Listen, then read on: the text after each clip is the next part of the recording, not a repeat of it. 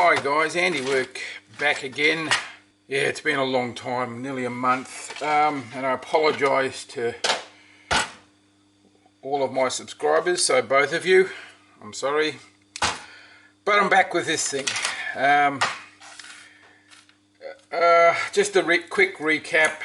So, I'm back with this thing, increasingly misnamed 5-day build, and what I've got to do now. Early on I was having all the problems with the pusher, and a fellow by the name of Eric Back, that's B-A-A-C-K, sent me the file for this. It's a beta test of his geared pusher motor, and I've got all the bits off and I've tidied it up and I'm working out how to do it. He sent me a plethora of engineering drawings because he's an engineer. So there's things like bearings I have to get to fit into this, and mini axles and all that sort of stuff. So I want to do that, but I think what I need to do first, because this fits in here perfectly. I mean, this guy is really good. How's it go? Yeah, he's really good. Fits in there. I don't subsequently need that hole, so I'm going to cover it up. And what I thought I'd do is the initial idea was to, screw that in, then just fill that with putty and stuff, but there could be issues there with holes and whatever. So what I'm going to do is, like everybody else who does Nerf moorings, I've got a few of these recons and these slides, and I've got lots of these slides. So I'm just going to cut and modify one of those to fit over and just hide it. And that'll be the job for today, because it's a pretty good match profile wise. Just got to take up a few bits and pieces and get rid of all that crap, or use one that hasn't got all that crap on it, or less crap, like the Recon. There you go, probably use that one. Yeah. So I just got to fill the modulars. I've already 3D printed some plates to go over to hide that, so I don't have to worry about filling that, and I might do the same there. So I'll get on with that. I'll more than likely just cut off that top bit, work out where this fits. I mean, it's got some really good details in it that fit very well. Probably have to grind off a few things on the inside and just cut off the end, because as you know, I'm putting the buttstock on the end when I actually get to that point. So let's get on with this. Okay, so what I want to do, if I want to put it like that, because that's actually quite good. Oh, hang on, that's good too, but upside down looks good too, because I like the way that sweeps down. Oh, and that actually, God, it almost fits in there. Yeah, so I might have a little bit of filling to do up there. So what I'm going to do by the looks of it is cut off the top rail, probably by running the Dremel down like that. Now you might have thought that was quite quick and rough and stuff, and it was. Like that, yeah, so that's a pretty good fit. So we've got an issue here where we've got to cut out. See, that's the reason I didn't worry about being neat, because I know I've got to cut out a section here to fit over this lump.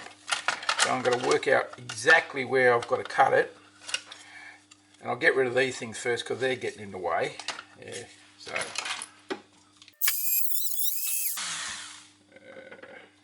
lost it, doesn't matter. Okay, so if I want to put it there, let's have a look. Yeah, it's got a sort of a bow in it, but if I cut to go around that lump there, I can actually have it sort of like that and just push it straight down. So it won't be the way, it won't actually sit up. So what I'm going to do, when you're doing this sort of free, what do you call it, by eye work, I guess, eyeballing, well, the way, I don't know if it's the right way or whatever, but the way I do it, or a pencil or anything that you can make a mark with, like an old dental probe, there we go. So I pick an edge, which in this case is this one, and that edge there. So I'm going to line those up. So that's where I want it. So now I know where I want it, I can actually mark where I've got to cut.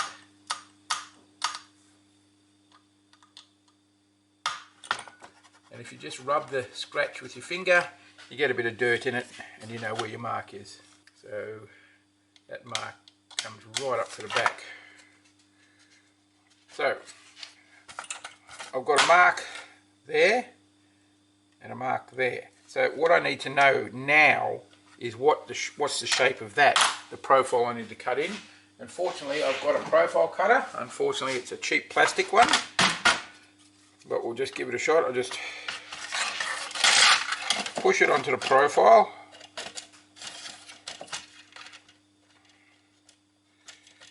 Make sure you get it in the right place.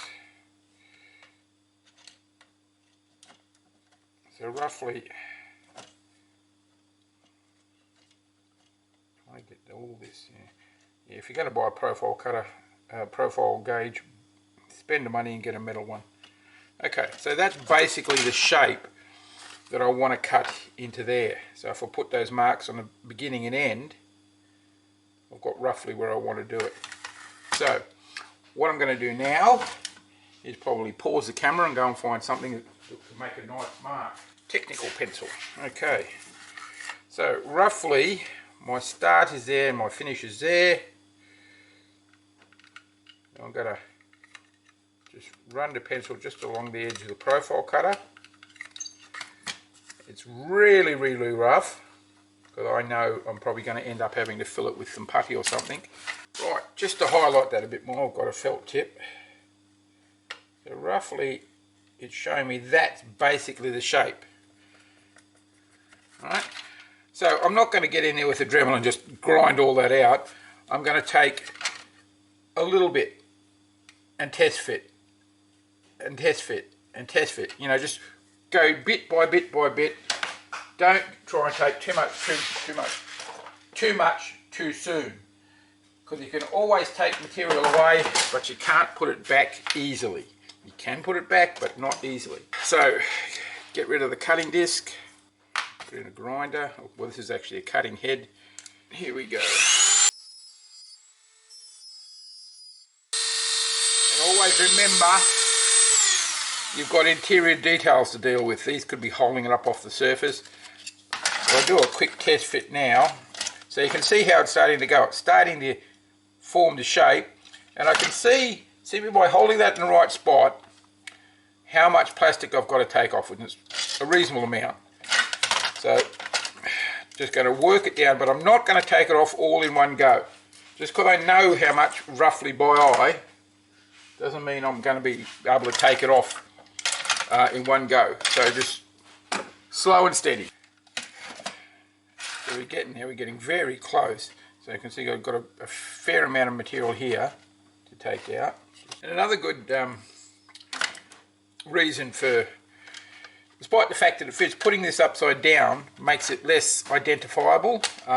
You probably know from yourself, from your own builds, you can put dozens of different parts together, and once it's painted, it looks great. It just blends in, you know, unless there's parts really badly oversized or out of proportion. Whatever you choose to put on a blaster, or whatever it is, a scratch build kit, you know, whatever, spaceship made out of Sherman tanks and Messerschmitts, if you do it right, the paint really is the thing that brings it together, the finished job. The actual shape, I mean, if you look at some science fiction props from movies, you look at them up close, they're pretty rough, but because you don't see them up close most of the time, you see them from a distance, and it's the paint that brings them alive that makes them interesting, you know. All you got to do is a little bit of cosmetic work, but it's really the paint that does it. And there are so many Nerf guns that are just painted up and look fantastic, you know. So just, if I can give you any directions at all, go and look at the Nerf Armory on DeviantArt. That's a good one. I'll put the link below. Always get it in your position first before you check your work. Always cut the burr off, because if you leave that little bit of burr on that your Dremel leaves, if you use glue, it melts the burr, and that might be the only thing holding it together. And it's not a very strong bond because it's a very thin piece of plastic. But more often than not, you'll put it on and your burr will come out and mar the plastic, and it's just another bit of stuff you've got to clean up. So now I know where it's going. A lot of space here. There's still a bit there hitting, so I'm still going to have to clean that up a bit. Yeah, there's a little burr sticking out. Hang on.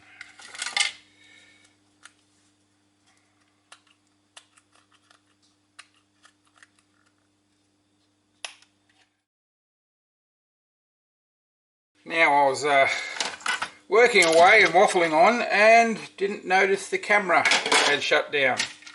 So I don't know at this stage where I was at with the filming, but there's our piece, cut to fit.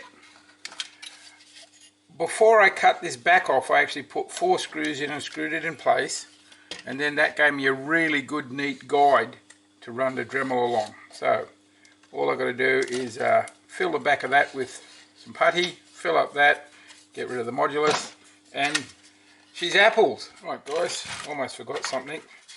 The gap at the top. I'm going to fill that, but what I'm going to do is back it with a bit of plastic. That's just the top of an old magazine I cut off. I'm just going to stick it in there with my glue glue.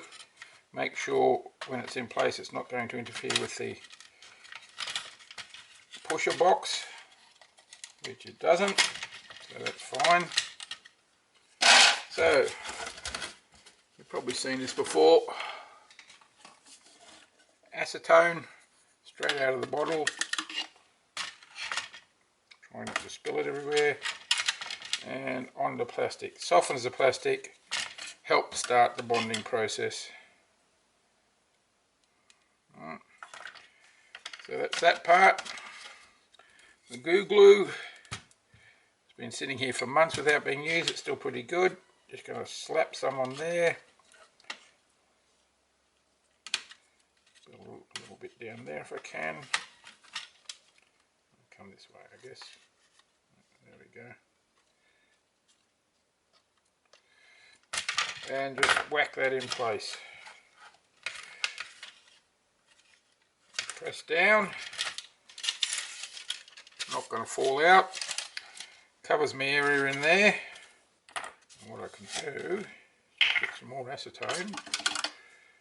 Let's paint it on the inside there. That'll just through, as I said before, capillary action. Just anywhere the 2 pieces of plastic are joining, the acetone will flow and help bond them.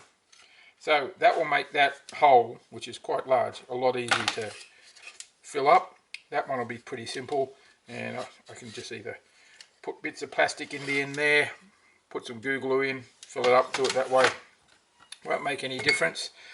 A little thing on the glue, if you do have it, always keep it in an airtight jar. Put a splash of acetone in every now and then. I haven't put anything in for like 2 months, but last time I put the lid on the jar I seemed to get a nice good seal. So next, now I've got my little piece screwed on. Right, back again. Funny we should be talking about self-tapping screws. Just found a small pack. And I don't think I meant self-tapping screws when I was talking. I was talking about these, what do you call them? Countersink heads.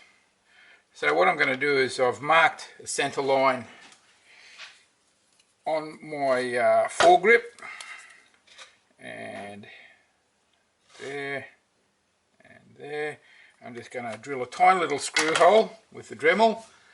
Then using a bigger screw bit, just do the countersink space, and then put those screws in. And they're nothing more than a cosmetic visual thing, just to make that a bit more interesting, rather than just a flat surface.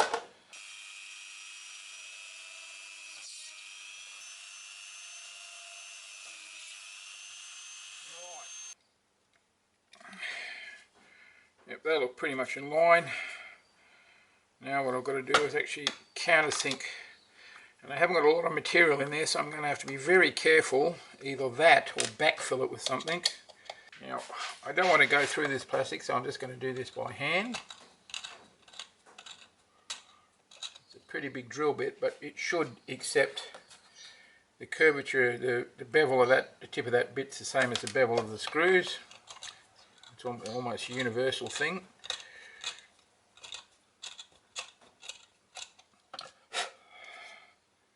You can just see the bevel starting to come in there.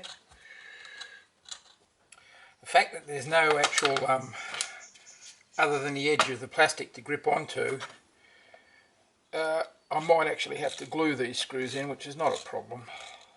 Right, okay guys, as you can see, these holes are pretty bad, and this once, it's not my fault, it's just, well, I suppose ultimately it was my fault because that material's too thin.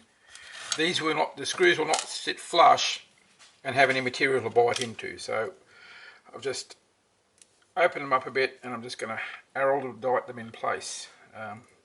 Araldite's what we call epoxy glue in Australia. I'm just using a little bit of the 5-minute stuff because it's not high stress. Also might see this screw, I've had to shorten it because it was hitting in the back here. That's what was making it go off centre. So you just mix up the araldite until it goes cloudy, which it has. Put some in the hole and whack my screw in. Push it down till it's nice and level. So that's my gluing done. Leave that to dry. What we do now is go on to the next thing, which is all the sanding and finishing to get this ready for painting. Alright, bye now.